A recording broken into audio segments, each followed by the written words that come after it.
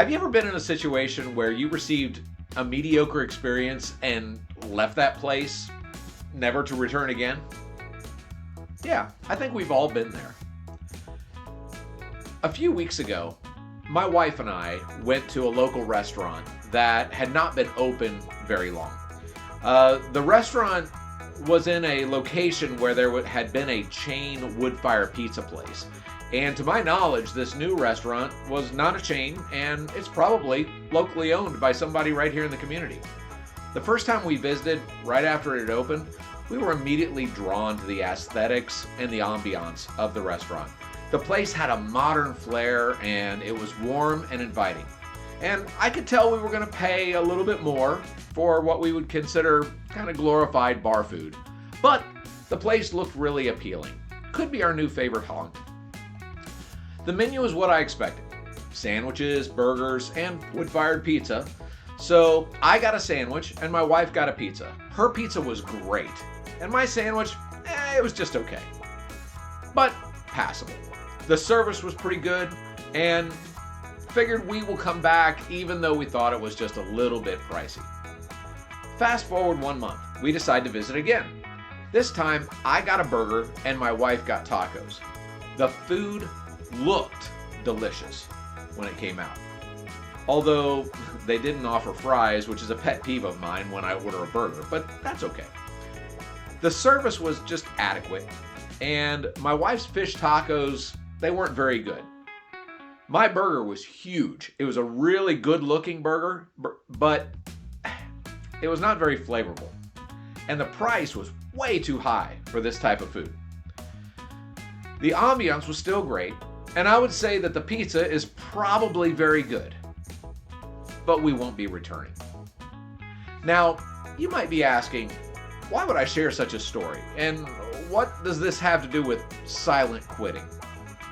Well, here's why I'm sharing the story. This is a local business that provided an adequate experience, but adequate won't bring us back.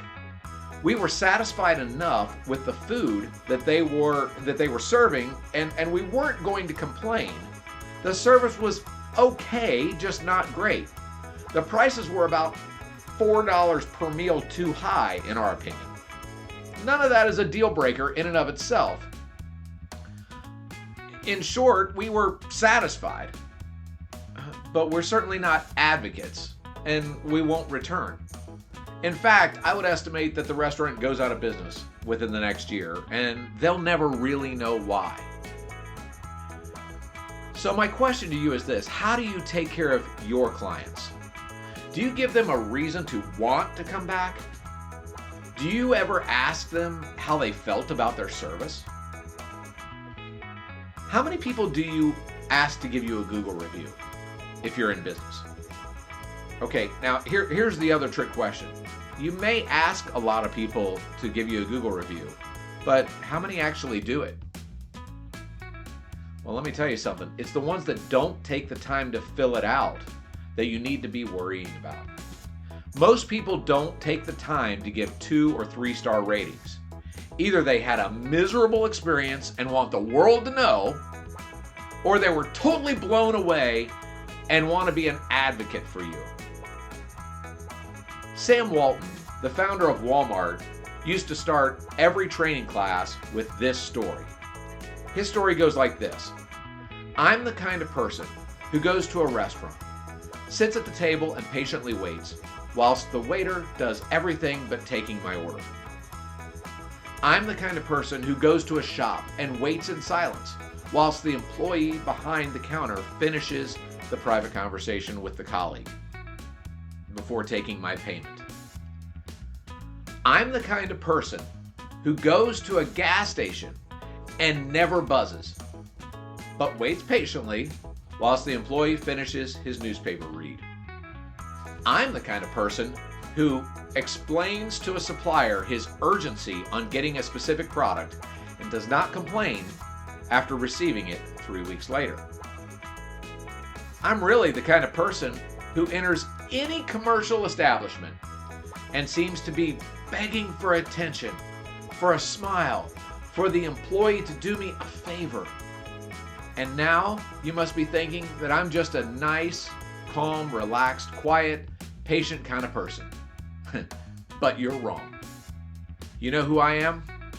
I'm the customer who will never come back.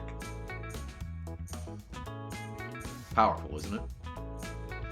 The million-dollar question is, what do we do to find out how we are doing before it is too late? Because whether you're in sales or in some kind of a service industry, it matters. Well, the answer is simple. Much simpler than you might think. Just ask them. First, ask them to give you a Google review with a link so it's easy for them. I can't tell you how many times I have companies that say, hey, will you leave us a review on Google? And many times I've had a great experience and I intend to do that. However, you know what? Life gets in the way and it's not that easy. I have to look them back up. I have to click on the link. I have to make sure it's the right one. I might even have to log in. I don't want to do all that. Give me a link. You make it easy for me. So send all of your clients a link so that they can review you on Google. Make it easy for them. And then wait and see if they respond. If they don't take any action at all, email or text them again to see if they forgot and send them the link again. If they still don't take any action, then have a leader in your company call them. If they get the client on the phone, they should introduce themselves and explain the reason for the call. And it should go something like this. Mr. Customer, the reason for my call is a simple question that only you can help me with. Will you promise to answer this question honestly and without reservation? Most people are going to say yes, because they're going to be shocked that you're asking that. Well, you see, we at Acme Inc. understand that we sometimes fall short in meeting the expectations of our clients. And I would just like to ask you, where did we fall short? This simple effort will help you identify pain points in your process that you didn't know you had, and it will turn this satisfied customer into an advocate for future business. You see, no matter what you're doing in life, you're in the people business, and we affect people many different ways. So, how are you going to find out if your clients want to be an advocate for you?